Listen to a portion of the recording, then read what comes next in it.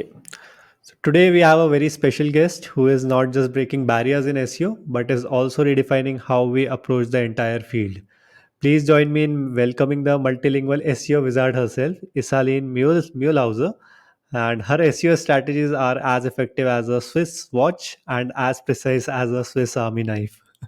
So thank you so much, Isaline, for joining us for this special podcast.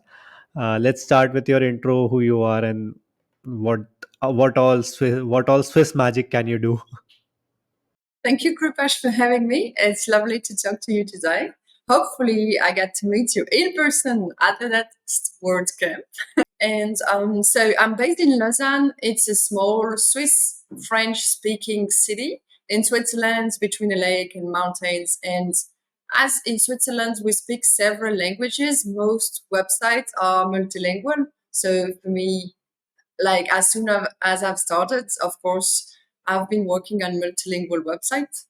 And I was working in a web development agency. And 5 years ago, I started my own consultancy agency, and I focused specifically on SEO and everything multilingual. Hmm.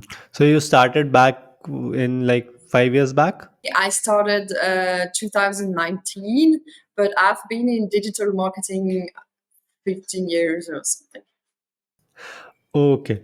So for people who don't know about multilingual SEO and everything, give us about like every step by step approach. What is multilingual SEO? How does you do it? What are the advantages of that? Let's start with that. So multilingual SEO means that you could be in the same country, but in that country you're targeting audiences who speak different languages.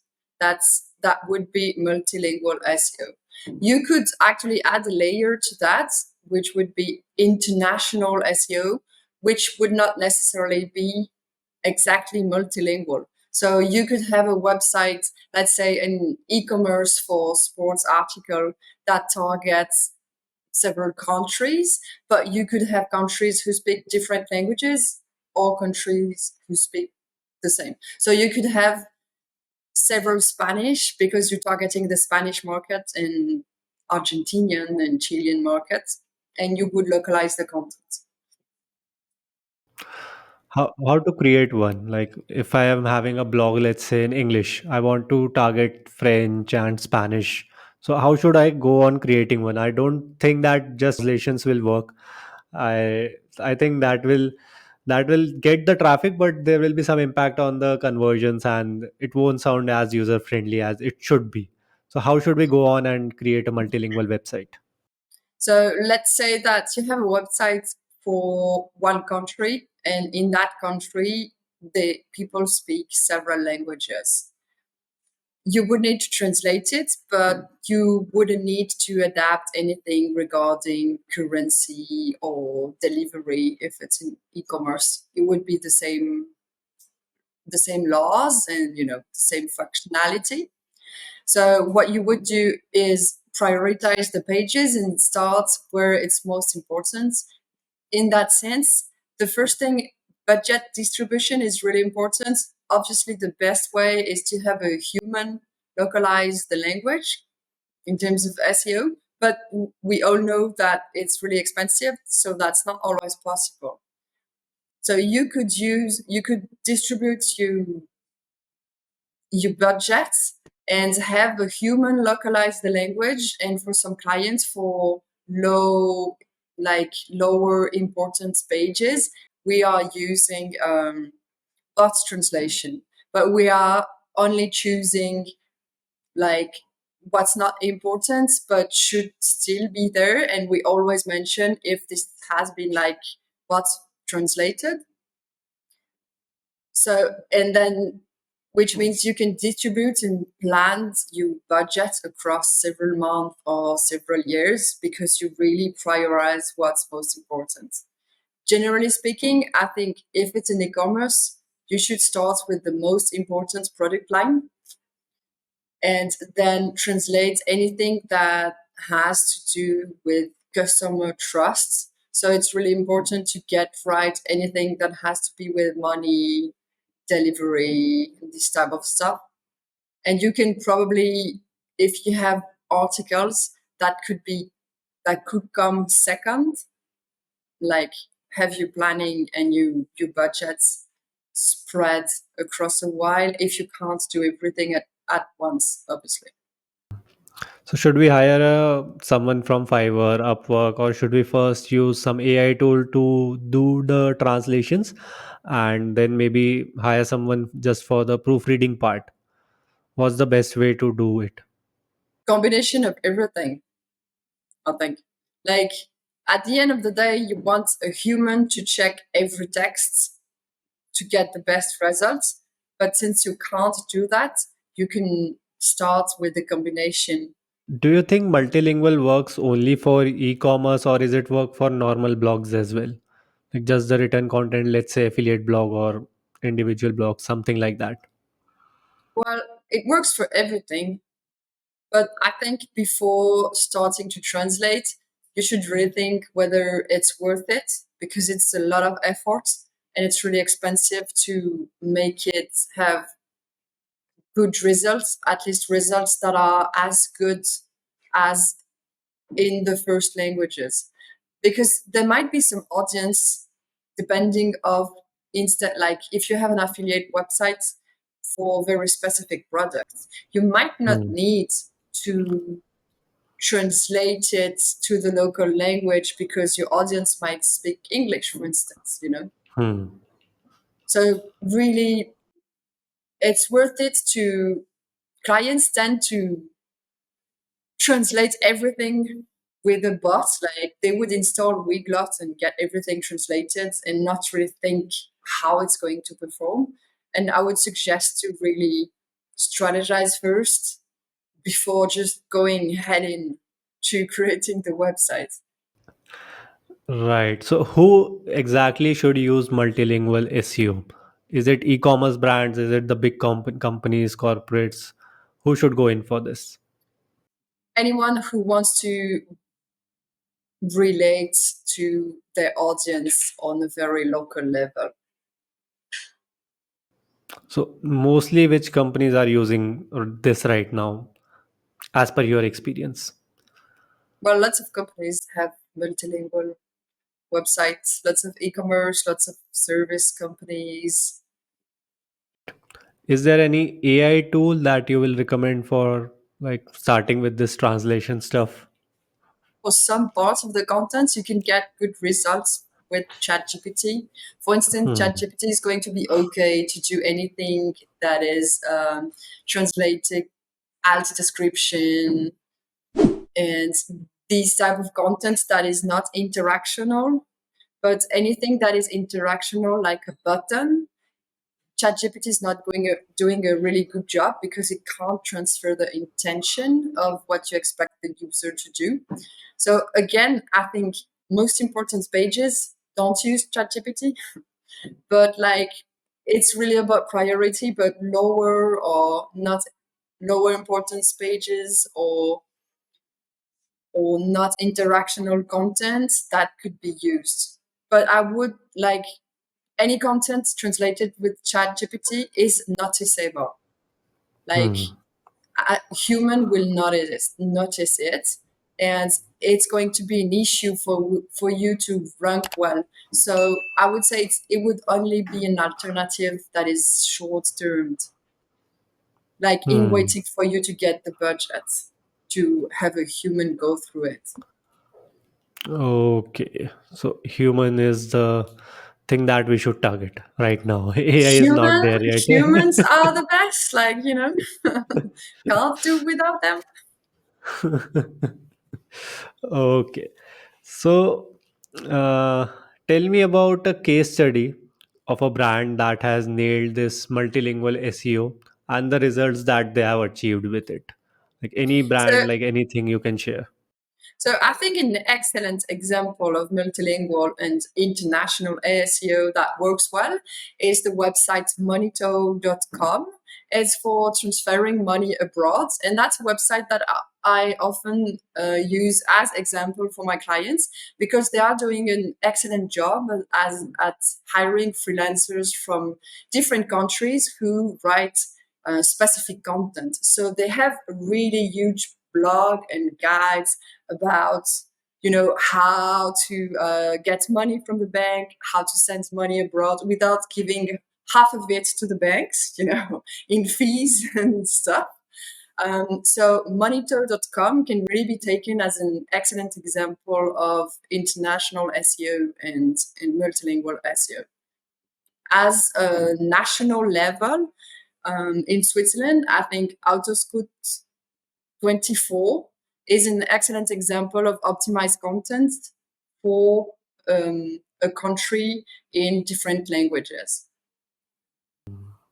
Any brands that you have worked with, like how much growth they have seen? Don't reveal the name. Just tell us like how much growth they have seen over last 1 year by implementing this multilingual So, SEO. in my long-term clients, where I'm in charge of the content in French for a company that is based in the Swiss German parts, wanting to target the French speaking area, I could have over 1 year or 1 year and a half about 30% more traffic for French speaking pages. But here we are talking of like a budget, like we are talking of a big blog with lots of article and lots of optimization, but you can get excellent results. And I think conversions will be more in when it's converted to the local languages compared to. Of course, yeah, the trust, like it's easier to have a trust, especially if you are working in a sector that is your money, your life. We talk in SEO, we say your money, your life. It's anything related to money and medical and health. It's even more important to build trust with the users. Otherwise, they're like, who's that brand who doesn't even know how to talk to me? Like, why would you do Right, something with that brand? right. How are you doing keyword research in local languages?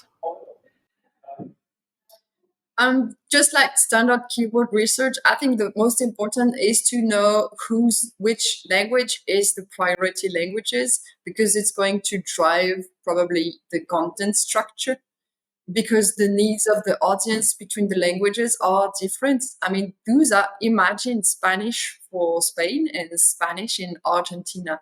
Those people have completely different lives and reality, geopolitical context, and everything. So their needs are going to be different, and probably they are going to use also different words and different expressions.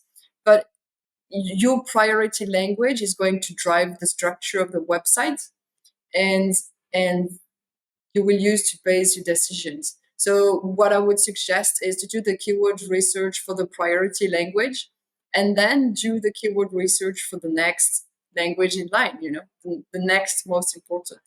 Or one thing you could do is choose a vertical. Like some companies have a most important product, or they have a most important product per market. So you could choose to focus on that most important product for each market, and then every local person would focus, on their product. That could be also a good approach. But again, everything has to be like linked to business objective. What does bring the money for the brand? Got it. So, are there any specific tools that you will use for the research, like Hrefs or any other specific tool? Of course. So I think first of all, it's good to look around with an incognito search, as maybe use a VPN, to localize yourself in the context, and have a look around. Okay, what is in the SERP? What kind of results? Do you have images? Do you have YouTube videos? Do you have lots of content? Know the language, or if you can't speak the language, then Well, if you how are you going to do that? But you can translate the name, still put them in a search engine with a VPN and an incognito search, and you can still see, oh, this is a YouTube video. These are images, Like there are stuff you can see even though you don't understand the languages, obviously. And then using like I personally use Ahref because it works well for niche markets. Like the data is good and readily accessible for niche markets, which Switzerland is since it's so small. And then yeah, you take the words like any data about monthly search volume, keyword difficulty, and such. Okay. So now I have a big question for you. What do you think about the recent Google updates? Like everyone is going haywire right now after the March updates. What's your opinion on that? Updates, there will be updates because Google wants to provide excellent results for people to use that search engine and not use any other search engine. And the thing is, as soon as we start using tools like AI to create content, it's going to be followed up by a Google update for Google not to show content created by AI. So there will be updates. It's time to get used to it and, just to. So I think there's always lots of drama because an update, if there is lots of traffic, that can represent lots of money for brands and a loss of income. So I think it's something that we need to discuss with our stakeholders and make clear that they are going to happen. So we need to aim at the best possible content, the best possible transparency. I mean, if you say the truth and you have excellent content, it's going to be easier. But yeah, they happen. So we need to deal with them sometimes in an emergency situation, unfortunately. Like right now, SEO industry is like very volatile considering articles from Quora, Reddit, LinkedIn, Parasite SEO is still happening. So I am in conversation with few SEO people, and they are like, it's very volatile right now. It is, but I also think it depends on your market and it depends on the how your market is optimized. So I think it's good to be informed and listen to all of the drama and keep in touch, but also it's good to go back to your clients, your company, and your market, and really like because depending on like I have some SEO friends based in the UK and they have a very different experience than me with my clients in Switzerland in another language, another market. So I would say, yeah, keep in touch with the people, look around, but also don't you need to have we need to have critical thinking to know if what we heard from other people applies to our situation because the context in the search engine and your competition is everything. Okay, nice. So let's suppose a scenario. If I will give you an unlimited budget to run on an SEO experiment, what would you test and why? I think personally, as an SEO, we tend to focus a lot on search engine results, but I think we should also have in KPIs related to what the users are doing on the page. So I would try to link experiments with conversion and try to see like if like how I can change my conversion rate, how the needle moves between the two. So because at the end of the day, if the client is on the website but never converts, that's like a big loss for the company. So I would really do the same in parallel and I will also invest money in having teams discuss because we tend to separate PPC and SEO, which is very often a mistake because sometimes they compete with each other and we're paying when for words where we already ranking. So yeah, I would invest budget in having team actually collaborate, not only deliver on their part, but have budgets for to get people to speak together and see how they can get better. And this would be probably expensive since for lots of company it works in silos, and people don't like PPC tends to be very separate to SEOs in my experience. Right. Okay. How are you integrating AI in SEO right now? I'm trying to see in which of my processes I can save time so I can use that time for more important stuff. And I'm trying to check like because the thing with AI, when you're asking something to ChatGPT, even if ChatGPT doesn't know, it's not going to tell you. It's going to give you whatever answer and have an hallucination about it, and you need to check it. So you can't really trust the output. So at the moment, I think I have a couple of use cases where I know it's useful. Like for ideation, it's really good. Like ask him to give you 10 titles idea, and then it goes really Hmm. fast. It's really helpful. Or for a couple of things, I think AI could be really good to write alternative texts, which is sometimes lengthy but absolutely necessary on a website. So that's a good example where AI could be useful.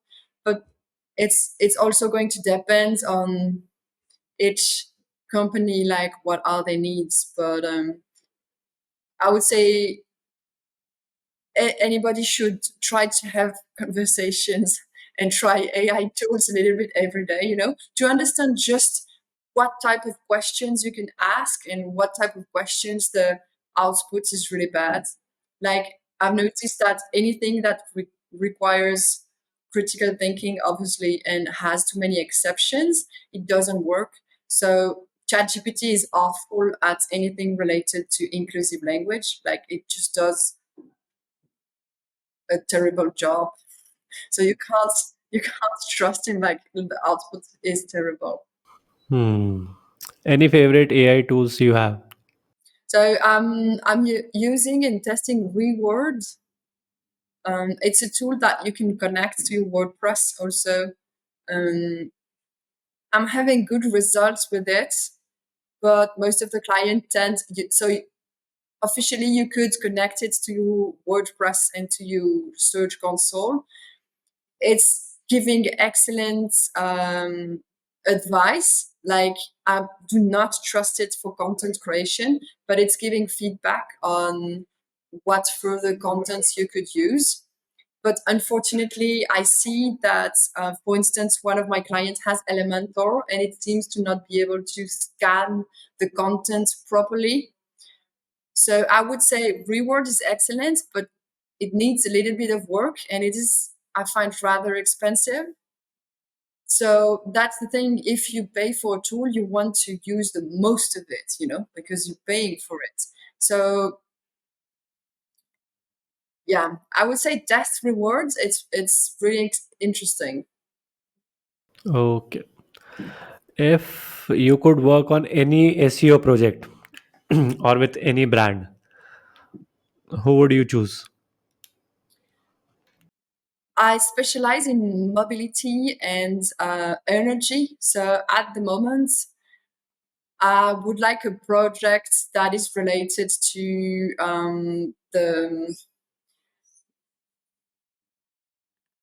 to electric cars and electricity. There is one in particular in Switzerland that is led by the government, and that's a website that gives actual facts and not just knowledge taken from the web. So yeah, anything relating to energy and mobility, it's really my thing. Okay, got it. Okay, so now it's time for our rapid fire questions. So I'll ask you a few questions and you can just be as precise as you can with those. Okay, so here goes our first question. If you can have just one SEO tool, what would that be? Href, HRS. Your favorite travel destination? Italy, Italy.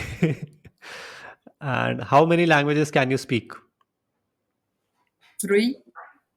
3. Biggest misconception in SEO. It's going to be easy. It's going to be easy. Last book you read. I think it was from Christine Hanna, Woman, about women fighting in Vietnam. Your biggest SEO mistake. Thinking it's going to be easy. One word to describe your work style. Organized. Organized. One thing every website needs. Critical thinking. Hmm. Your favorite place in Switzerland. My home. Lausanne. That that makes sense. Your favorite Google update. Ouch.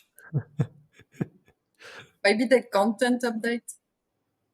Content update. That was done last year. Yeah. Okay. If you weren't in SEO, what career would you choose? An athlete. Professional Athlete. athlete. Nice. If you could have dinner with any historical figure, who would that be? Anyone. Marie Curie, Okay. the scientist. Hmm. Nice. What's your guilty pleasure? Popcorn and crisps. What's the best piece of advice you have ever received? The best thing I've heard is you are loved. Don't Hmm. worry and take care of the people you love. Hmm. And that will be the advice that you will be giving to your younger self. Yeah. What's the most embarrassing multilingual mix up or language barriers you have encountered in your work? I think it would be the Audi. You know, the car brand Audi has cars that are called e-tron, Mhm. and it means shit in French. So that's just really bad. Last question. Tell your favorite local phrase or word in any language. Favorite word?